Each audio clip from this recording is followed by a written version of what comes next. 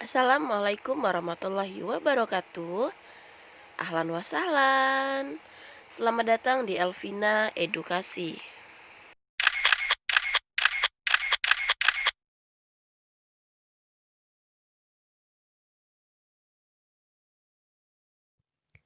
Bismillahirrahmanirrahim. Hari ini saya akan menjelaskan materi mengenai struktur dan kebahasaan teks cerita imajinasi atau teks cerita fantasi.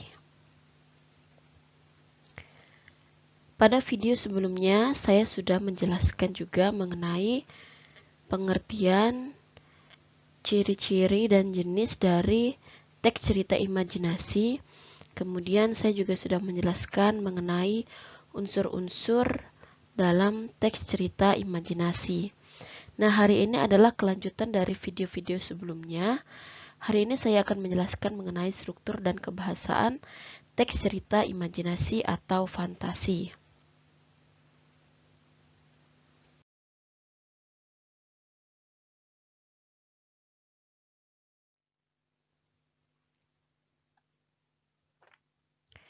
Teks cerita fantasi memiliki struktur yang mirip dengan teks narasi yang terdiri dari orientasi, konflik resolusi, dan juga ending. Tetapi pada teks cerita fantasi tidak harus mencakup ketiga struktur tersebut. Struktur cerita imajinasi memiliki kesamaan dengan jenis teks naratif lainnya.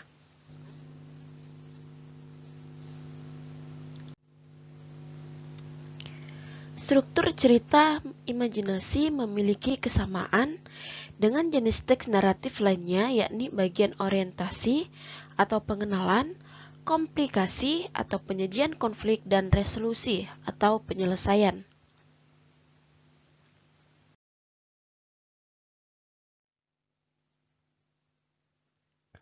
Struktur pada cerita fantasi terdiri atas tiga jenis, yaitu orientasi, komplikasi, dan resolusi. Apa yang dimaksud dengan orientasi, komplikasi, dan resolusi?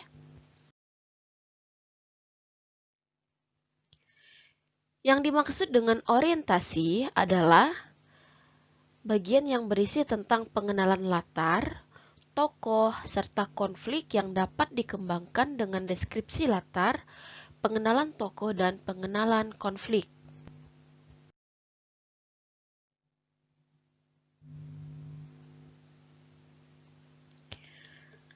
Bagian komplikasi berisi tentang hubungan sebab akibat, munculnya suatu permasalahan hingga masalah memuncak, di mana komplikasi tersebut dikembangkan dengan cara pengenalan tokoh lain, mengubah latar, atau menembus ke zaman yang berbeda.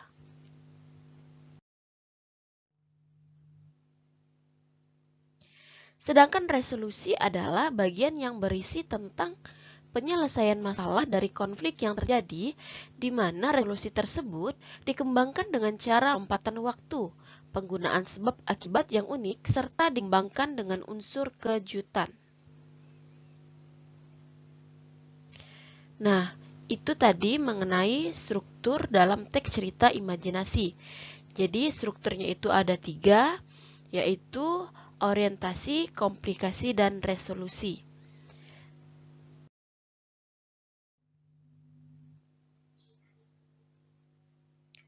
Berikut ini adalah contoh dari teks cerita imajinasi atau teks cerita fantasi dengan judul Sepasang Saudara Penyihir.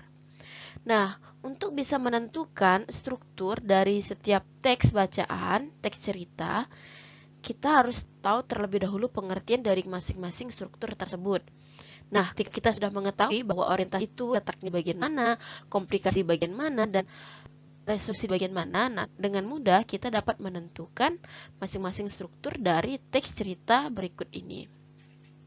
Nah, di sini ada teks cerita yang berjudul Sepasang Saudara Penyihir.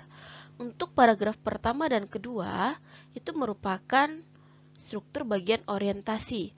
Orientasi selalu berada di awal paragraf. Nah, kemudian untuk paragraf selanjutnya,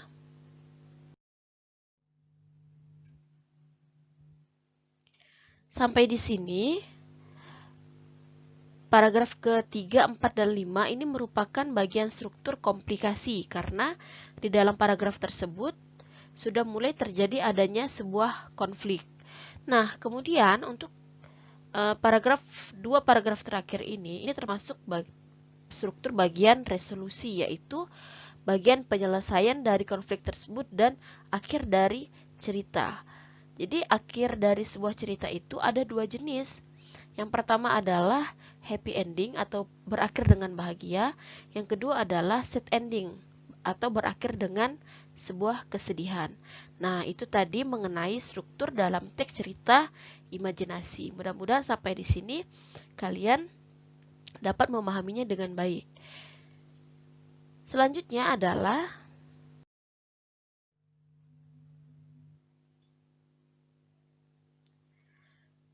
setelah struktur teks cerita imajinasi, sekarang kita beralih pada kebahasaan dalam teks cerita imajinasi.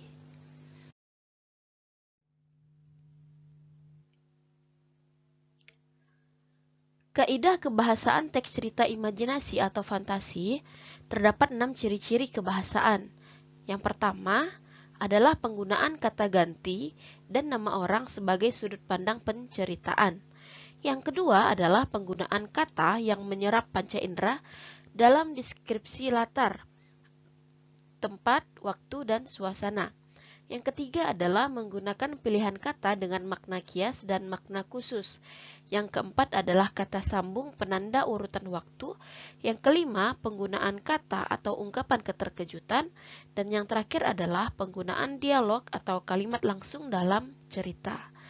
Nah, berikut ini adalah penjelasan dari masing-masing kebahasaan yang ada di dalam teks cerita imajinasi.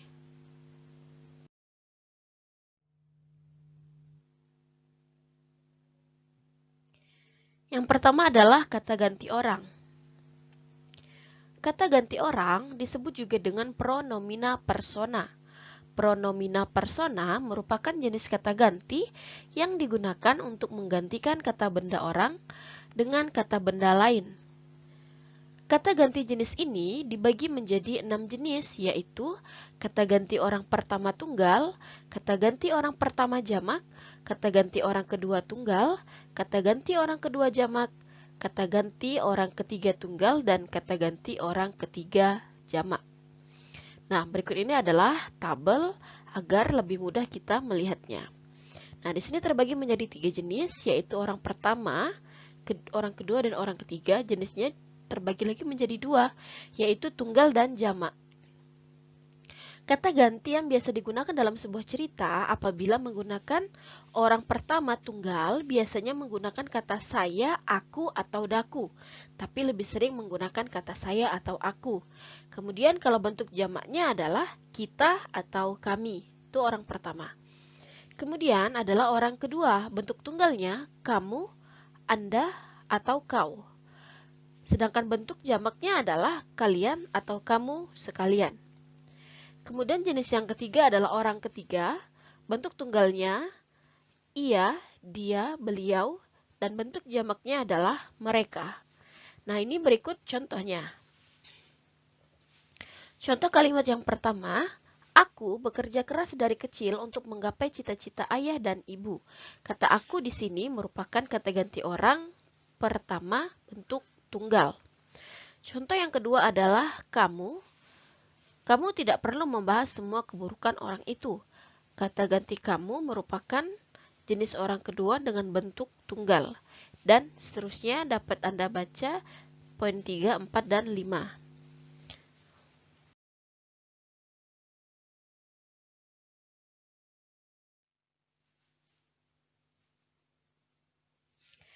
Yang berikutnya adalah penggunaan kata yang mencerap panca indera dalam deskripsi latar, baik tempat, waktu, maupun suasana. Contohnya dalam beberapa teks berikut. Latar tempat, ya, untuk contoh pencerapan panca indera dengan latar tempat, contohnya seperti ini. 3 pohon berjajar rapi berdiri dengan kokoh. Sayap-sayap burung yang mulai mengepak menggoyangkan daun-daun dalam dahan. hembusan angin yang tak biasa mengemparkan kota Zaitun di sore ini. Nah, pada penggalan paragraf tersebut ada kata yang menunjukkan latar tempat, yaitu pada kata kota Zaitun seperti itu. Nah, selanjutnya adalah latar suasana. Kalau latar tempat tadi kita menggunakan panca indera penglihatan, ya, menggunakan panca indera penglihatan dari kata 3 pohon berjejer rapi berdiri dengan kokoh. Nah, dari kalimat tersebut tentu kita menggunakan panca indera berupa penglihatan. Kemudian sayap-sayap burung mulai mengepak juga menggunakan panca indera penglihatan. Nah, sedangkan yang menunjukkan latar tempatnya adalah pada kata kota Zaitun.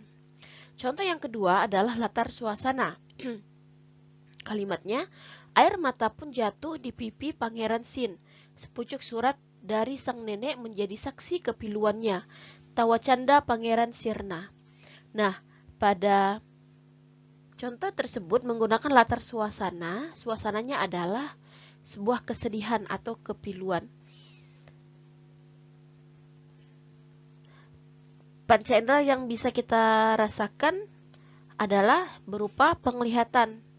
Dari mana kita bisa tahu bahwa latar tersebut menggunakan panca indera penglihatan? Dari kalimat pertama, yaitu air mata pun jatuh di pipi Pangeran Sin. Tentu untuk mengetahui kalimat tersebut menggunakan panca indera apa yaitu tadi kalimat pertama itu merupakan panca indera penglihatan. Karena air mata jatuh, itu tentu kita bisa lihat menggunakan mata. Tidak bisa hanya dengan merasakan atau mencium aromanya, itu maksudnya. Kemudian yang ketiga adalah latar waktu. Kalimatnya, pagi hari seperti biasa para agen mempersiapkan diri. Matahari bersinar terang membawa hawa semangat. Kokok jago bersautan menyambut hari telah datang. Pada contoh penggalan paragraf ini merupakan latar waktu. Dari mana kita bisa tahu bahwa itu adalah latar waktu?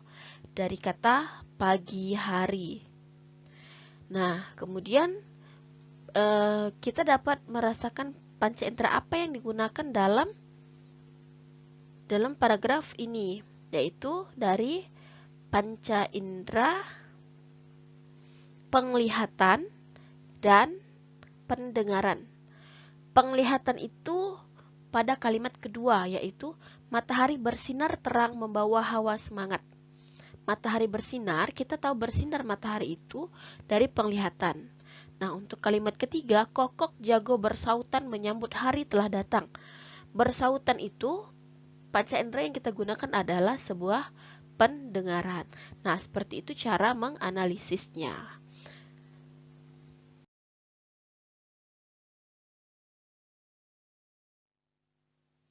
Selanjutnya adalah menggunakan pilihan kata dengan makna kias dan makna khusus. Makna kias adalah makna yang mengandung pengandaian atau pengibaratan. Makna kias memiliki arti tidak sebenarnya atau biasa disebut dengan konotatif. Contoh.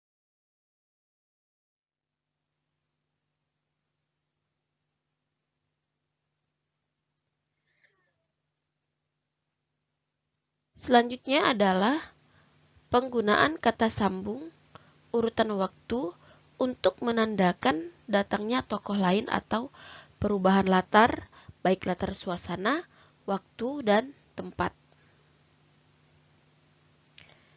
Kata sambung urutan waktu adalah kata penghubung kalimat atau konjungsi yang dipakai pada kalimat penanda urutan waktu. Contohnya, akhirnya, setelah itu, kemudian, sementara itu, sesudah itu, saat, sejak, sebelum, dan lain sebagainya. Contohnya adalah, akhirnya Dita dan teman-temannya dapat kembali ke taman kota. Contoh yang kedua, setelah itu mereka pergi menuju ke dalam hutan.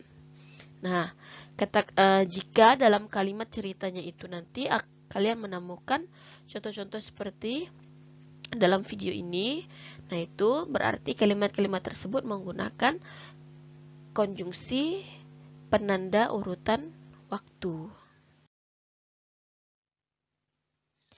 Selanjutnya adalah penggunaan kata atau ungkapan keterkejutan, berfungsi untuk menggerakkan cerita, memulai masalah. Contoh, tiba-tiba pesawat tempur melepaskan tembakan pertamanya. Dari kata tiba-tiba itu merupakan ungkapan keterkejutan. Yang kedua, tanpa kuduga, serem ajaib berpindah tepat. Pada kata tanpa kuduga, itu adalah contoh kata-kata yang digunakan dalam penggunaan kata atau ungkapan keterkejutan.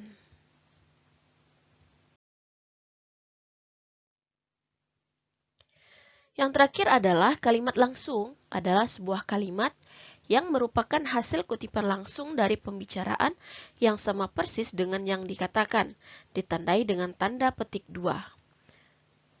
Contoh, berlarilah Natako, didahului dengan tanda petik, monster itu mengejarmu. Diakhiri dengan tanda petik juga, teriak ninja Kusuke dengan kecemasan. Natako pun berlari sekuat tenaganya.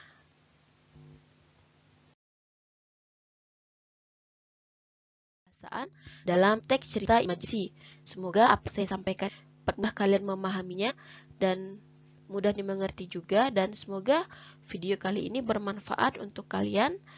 Namun sebelum itu jangan lupa untuk di like, di klik tombol subscribe dan aktifkan lonceng notifikasinya dan disebarkan ke seluruh sosial media yang kalian miliki agar teman-teman di luar sana juga dapat menyaksikan video pembelajaran ini.